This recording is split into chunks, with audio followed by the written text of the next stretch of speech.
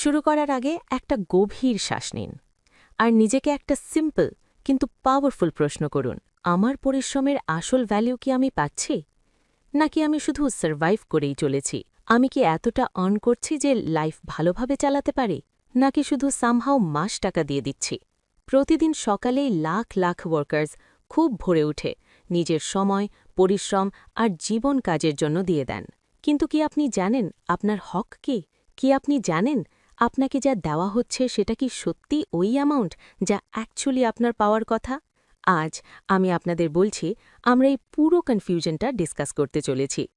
আমরা ডিকোড করব ৩টি পাওয়ারফুল টার্মস যেগুলো আপনার ফাইন্যান্সিয়াল রিয়ালিটি ডিসাইড করে। প্রথম, মিনিমাম ওয়েজ; দ্বিতীয়, ফেয়ার ওয়েজ; এবং তৃতীয়, ফ্লোর ওয়েজ। এবং শেষে আমি বলবো নিউ ওয়েজ কোড আসার পরে আপনার জন্য আসলে কি পরিবর্তন আসে। চলুন এই জার্নি শুরু করি। সবচেয়ে আগে মিনিমাম ওয়েজ দিয়ে। মিনিমাম ওয়েজ হল সেই অ্যামাউন্ট যা আপনার এমপ্লয়ার দিতে বাধ্য। এটা খুব পরিষ্কার, মাস্ট পে। শুড পে বা আইডিয়ালি পে এখানে চলে না, এটা হচ্ছে মাস্ট পে। এবং এটা ফিক্স করে আপনার স্টেট গভর্নমেন্ট, স্কিল লেভেল এবং শহরের লিভিং কস্টের ভিত্তিতে। কি আপনি জানেন আপনার জবের মিনিমাম ওয়েজ আপনার স্টেটে কত? আর যদি আপনার স্যালারি ১ টাকাও কম হয়, তাহলে কি আপনি জানেন কিভাবে চ্যালেঞ্জ করবেন এবং কোথায় করবেন? এর লিগ্যাল সোর্স পাবেন নতুন ওয়েজ কোডের সেকশন ৬ এবং ৮-এ। এবার দ্বিতীয় term, fair wage, your wage with dignity. Fair wage হল সেই ওয়েজ যা মিনিমাম ওয়েজের উপরে থাকে। এটা শুধু সার্ভাইভাল নয়, এটা আপনার ডিগনিটির সাথে যুক্ত।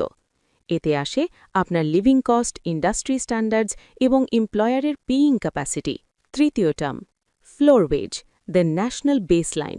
ফ্লোর ওয়েজ হল ওয়েজ কোডের সবচেয়ে বড় এবং সবচেয়ে নতুন কনসেপ্ট। এটা একটি ন্যাশনাল মিনিমাম বেসলাইন যা সেন্ট্রাল গভর্নমেন্ট ফিক্স করবে। এর উদ্দেশ্য পুরো দেশে খুব লো ওয়েজেস বন্ধ করা। কিন্তু এখানে একটু হতাশা আছে, কারণ এখনও পর্যন্ত central government floor wage fix করেনি।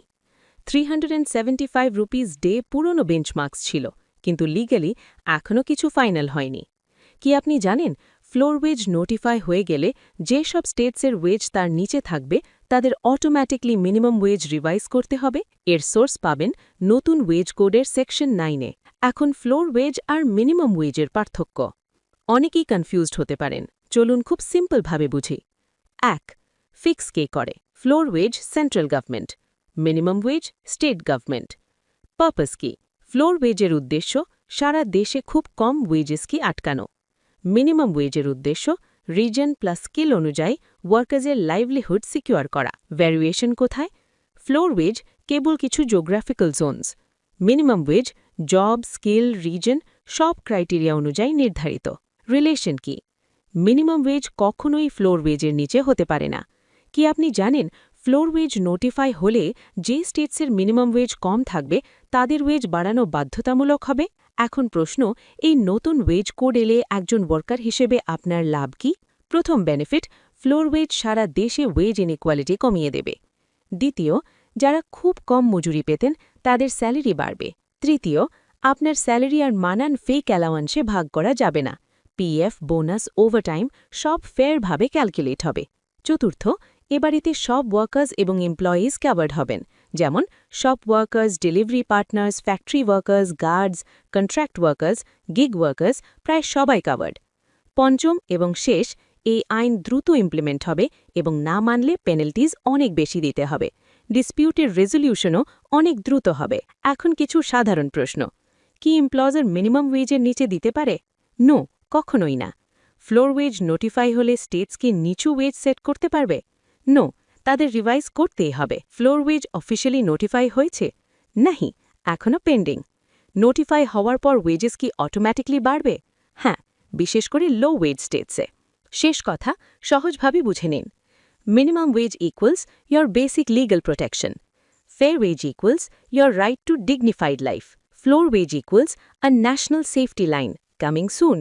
যদি এই ভিডিও আপনাকে হেল্পফুল মনে হয় এবং আপনি এমন ইনফরমেটিভ ভিডিও আরও দেখতে চান, তাহলে লাইক, শেয়ার, কমেন্ট আর সাবস্ক্রাইব করতে ভুলবেন না। আমি আবার আসবো একটা নতুন টপিক নিয়ে। Stay informed, stay protected.